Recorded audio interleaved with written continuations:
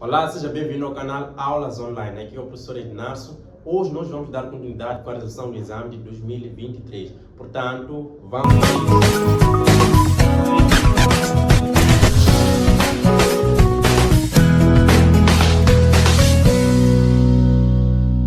Bom, neste vídeo nós vamos resolver a partir do exercício número 21. As outras partes da resolução você terá na descrição deste vídeo. Portanto, vamos agora para o exercício 21. Assim diz o exercício: o reino animalia abrange uma grande quantidade de organismos, sendo alguns extremamente diferentes. Todos esses seres, no entanto, apresentam três características em comum. Neste exercício, nós queremos as características que são apresentadas pelos indivíduos de reino animal. Portanto, eu escrevi aqui multicelular, heterotróficos e eucariontes. Nós vamos entender o que isto significa. Multicelulares quer dizer que apresentam várias células, são multicelulares, apresentam várias células. Nós temos organismos que são unicelulares, por exemplo, os protozoários, as bactérias que fazem parte do reino Monera e reino Protista são considerados unicelulares. Portanto, os animais são multicelulares. E outra coisa, os animais são heterotróficos. O que isto quer dizer? Que estes não conseguem produzir o seu próprio alimento. Portanto, vão procurar mecanismos de poder obter os tais alimentos. Neste caso, vão realizar a ingestão dos alimentos. Logo, nós podemos dizer que são heterotróficos por ingestão. Por que nós vamos dizer que são heterotróficos por ingestão? Porque vão ingerir. Os fungos são heterotróficos por absorção, porque além de realizar esse processo de ingestão, vão absorver os alimentos ou nutrientes. Vamos agora para esta parte, eucariontes. O que isto quer dizer? Quer dizer que os organismos de reino animal apresentam uma célula eucarionte, uma estrutura eucarionte, ou seja, tem a membrana nuclear, a célula dos indivíduos do reino eucarionte. Temos uma membrana nuclear. E com essa explicação, nós conseguimos observar que a alternativa correta é a alternativa B. É a alternativa B, que diz o seguinte: a presença de mais de uma célula formando o corpo, que quer dizer multicelular, nutrição heterotrófica, é o que nós temos agora, e a célula eucarionte. Mas, bom, podemos analisar as outras alternativas, né? Na alternativa A vem a presença da notocorda. Notocorda é uma estrutura que se verifica durante a formação do embrião e a notocorda se transforma em coluna vertebral. Portanto, essa estrutura não é verificada em todos os animais. Está errado isso, porque nós temos animais invertebrados que não têm a notocorda, que por sua vez a notocorda depois se transforma em coluna vertebral. Nós não temos a notocorda nesses animais. A notocorda se verifica nos cordados, algum grupo dos animais do grupo dos cordados. Se for já ver outras alternativas, vem que os animais do reino animal vão apresentar tecidos verdadeiros. Não é verdade, porque existem animais que não têm tecidos verdadeiros. É o caso das esponjas. Lembrando que as esponjas fazem parte do reino ou do filo porífero. Portanto, vamos agora para o exercício número 22. Assim diz o exercício: a mitose é um processo de divisão celular que pode ser dividido em 4 etapas. Marque a alternativa que indica corretamente as etapas e a sequência correta em que elas ocorrem. Nós queremos, neste caso, a sequência das fases da mitose. Vamos logo analisar a alternativa A. Vem, prófase, G1, S e G2. Portanto, essas não são as etapas da mitose, porque nós temos G1, S e G2. Seriam esta parte, ou seria esta parte a interfase. Não, temos B, G1, S, G2, a parte da interfase. Depois temos a metáfase, está errado? Vamos ver para C. Tem prófase, metáfase, anáfase e telófase. E esta é a alternativa correta para o número 22, alternativa C. Vamos agora para o exercício número 23. Assim diz o exercício: sobre o processo de respiração anaeróbica, marque a alternativa incorreta. Sobre o processo da respiração anaeróbica. O que seria isto? Portanto, pessoal, respiração anaeróbica é aquele tipo de respiração que ocorre na ausência do oxigênio. Seria, neste caso, a fermentação. E a fermentação é dividida em alcoólica e lática. Existe também a fermentação acética. A fermentação alcoólica permite a produção de pão, vinho. A fermentação lática permite a formação ou a produção na indústria de iogurte, de queijo. Portanto, nós queremos as alternativas incorretas, ou queremos a alternativa incorreta a respeito desse processo anaeróbico. Porque nós dizemos que este ocorre sem o oxigênio. E este aqui é este processo que nós temos, que é a respiração aeróbica, ocorre na presença do oxigênio, com o oxigênio, Portanto, quais seriam os exemplos, ou qual é o exemplo para a respiração aeróbica? Seria a respiração celular. Vamos lá ver a equação da respiração celular. Você tem lá a glicose, uma molécula de 6 carbono, que é uma hexose, com oxigênio. Uma vez que tem o oxigênio na reação, o processo será aeróbico e vai formar dióxido de carbono mais água, e mais água, tem que ser água, mais ATP, que são 38 moléculas de ATP que são produzidas nesse processo da respiração celular. Mas o processo da respiração anaeróbica, por exemplo, nesta equação você não iria encontrar o oxigênio não está presente. Vou colocar aqui uma equação bem reduzida da fermentação alcoólica só para perceber. Na fermentação alcoólica, você tem isto, você tem a glicose, que vai produzir o etanol ou álcool etílico, produz o etanol ou álcool etílico, mais dióxido de carbono, mais ATP. Portanto, nessa equação, conseguimos ver que não entra o oxigênio. É um processo anaeróbico. Esse processo é um processo aeróbico. A respiração anaeróbica, ela ocorre, ou a fermentação ocorre no citosol, ou ocorre no citoplasma, porque citosol, citoplasma é o mesmo nome, ou significa a mesma coisa. Nós poderíamos chamar citoplasma de citosol, poderíamos chamar também de hialoplasma. Portanto, esse processo ocorre no citosol. Enquanto que a respiração aeróbica ocorre na mitocôndria, apesar de existir uma etapa que ocorre fora da mitocôndria, que é a primeira etapa, a etapa glicolítica, onde ocorre a oxidação da glicose. Analisando as alternativas, é possível se ver que a alternativa correta ou a alternativa incorreta a respeito do processo anaeróbico é a alternativa E, que diz que a respiração anaeróbia ocorre no interior das mitocôndrias, ou seja, a fermentação ocorre no interior das mitocôndrias, enquanto o correto seria dizer que a fermentação ocorre no citosol. Vamos passar para o próximo exercício, que é o exercício número 24. Assim diz o exercício: a respiração aeróbica, ou seja, aquela que ocorre na presença do oxigênio, neste caso a respiração celular, pode ser dividida em 3 fases, denominadas glicólise, é o que nós temos aqui, ciclo de Krebs, e cadeia respiratória. Quanto aos locais de célula onde essas fases ocorrem, pode-se afirmar que, então nós queremos onde que ocorre mais ou menos essas etapas dentro da célula. Glicólise é um processo que eu estava a dizer no exercício anterior, que ocorre fora da mitocôndria. Ocorre aonde? No citoplasma. A glicólise ocorre no citoplasma, né? Vamos ter a glicólise ocorrendo no citoplasma, que também podemos chamar de citosol.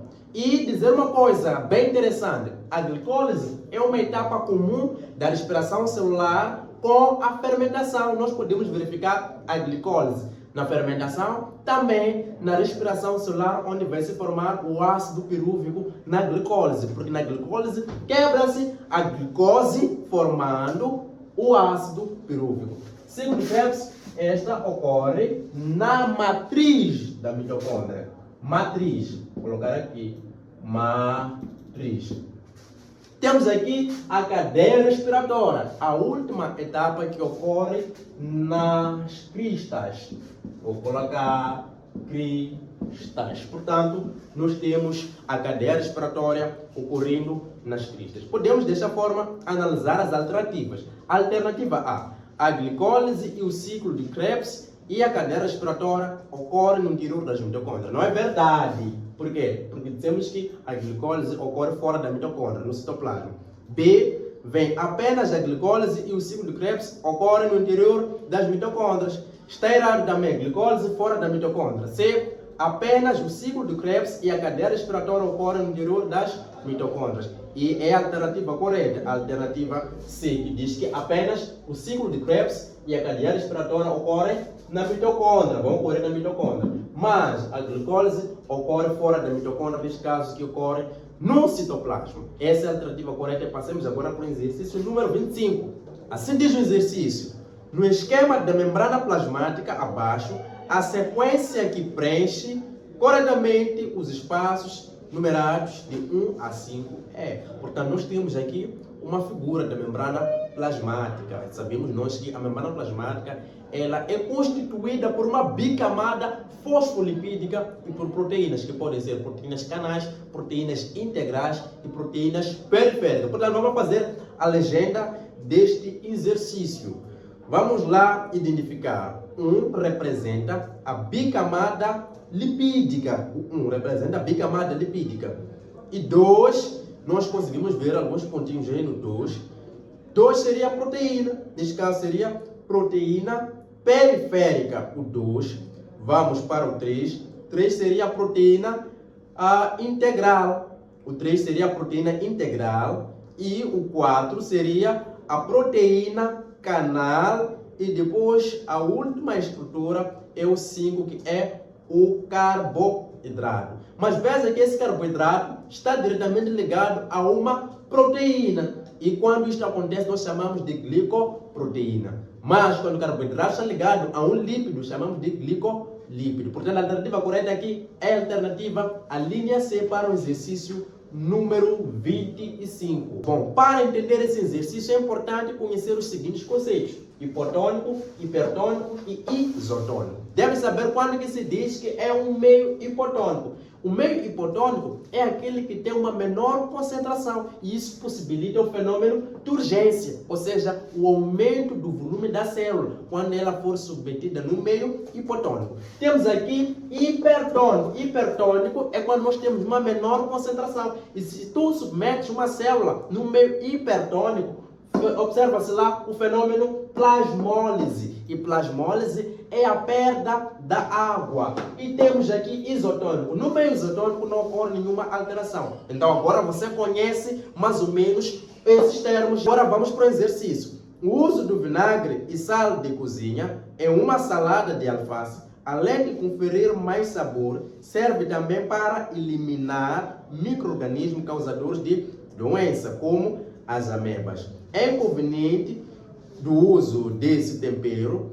Depois de algum tempo, as folhas murcham e perdem parte da sua textura. E agora vamos ver o que acontece. E a resposta deste problema está logo na alternativa A. Assim diz a alternativa A. As amebas morrem ao perder a água rapidamente por osmose. A perda da água é por osmose. Nunca será por difusão facilitada, nem difusão simples, será por osmose. E a osmose é um certo tipo de transporte passivo que ocorre sem um gasto de energia. Já as células da alface possuem um envoltório que mantém a sua forma mesmo quando perdem a água por osmose. Por isso, murcham mais lentamente. Estou a dizer que as células da alface têm um envoltório, a parede celular. Quando nós submetemos a alface num ambiente que tem sal, vai perder a água a alface, vai ocorrer lá a plasmose. Só que esse processo vai ser lento relativamente à ameba. A ameba não tem parede celular, mas as plantas ou os vegetais têm a parede celular. Logo, esse processo será muito lento. Logo, a alternativa correta é esta alternativa, porque consegue melhor explicar este processo. É importante entender que neste exercício aprendemos o seguinte, que a perda da água ocorre por osmose. E quando nós submetemos no meio hipertônico, nós temos a tal perda da água. Nos animais é um processo bem rápido, mas nos vegetais é lento devido à parede celular que lá existe. Vamos agora para o exercício número 27. Assim diz o exercício número 27. A fotossíntese é um processo importante para garantir a sobrevivência da planta e é dividida em duas etapas, tradicionalmente, fase ou chamadas de fase clara e escura. A fase clara ocorre na membrana dos tilacoides, já a fase escura ocorre. Querem saber desse exercício onde que ocorre a fase escura? Pessoal, nós vamos analisar aqui a alternativa A, onde vem no citosol, ou seja, no cloroplasto. A fotossíntese, de modo geral, ocorre no cloroplasto, não no citosol. Então, a alternativa A está errada. A alternativa B, no estroma do cloroplasto. É verdade, a fotossíntese ocorre no estroma do cloroplasto, onde que, nesta etapa da fase escura, nós vamos verificar a absorção ou fixação de dióxido de carbono e também temos a formação da glicose. Temos aqui a alternativa C, mitocôndria, ocorre a respiração celular. D, ocorre nesta etapa uma das fases da respiração celular, que é a cadeia respiratória. E depois temos aqui lisossomas, que tem a função de realizar a digestão intracelular. Portanto, no exercício número 27 deste exame de Biologia UEM 2023, a alternativa correta é a alternativa B. Vamos agora para o exercício número 28. Assim diz o exercício número 28. Os mamíferos apresentam pulmões complexos e constituídos por estruturas saculiformes, onde ocorrem as trocas gasosas. Essas estruturas são chamadas de, a resposta seria alvéolos pulmonares. E dentro dos alvéolos pulmonares, onde se verifica as trocas gasosas, esse processo nós chamamos de hematose pulmonar. O que é hematose? Hematose seria a saída do dióxido de carbono e a entrada do oxigênio. Nós chamamos isso de hematose pulmonar. A saída do dióxido de carbono no sangue e a entrada do oxigênio. Passemos agora para o exercício número 29. Assim diz o exercício número 29. O tecido epitelial está relacionado com diversas estruturas importantes para o funcionamento do corpo, tais como proteção, absorção e secreção de substâncias. A respeito desse tecido, marque a alternativa incorreta. Portanto, eu tenho aqui as características principais do tecido epitelial para permitirmos responder de forma correta esse exercício. O tecido epitelial, ele tem células justapostas. O que isto quer dizer? Quer dizer que uma célula está encostada à outra. Nós vamos dizer que temos células justapostas. Outra característica é a vascular. Isso quer dizer que o tecido epitelial não tem vasos sanguíneos. Forma as glândulas. Isto quer dizer que o tecido epitelial pode formar glândulas, diversas glândulas. Essas glândulas são chamadas de glândulas exócrinas, glândulas endócrinas e glândulas mistas. Exemplos de glândulas exócrinas: as glândulas salivares.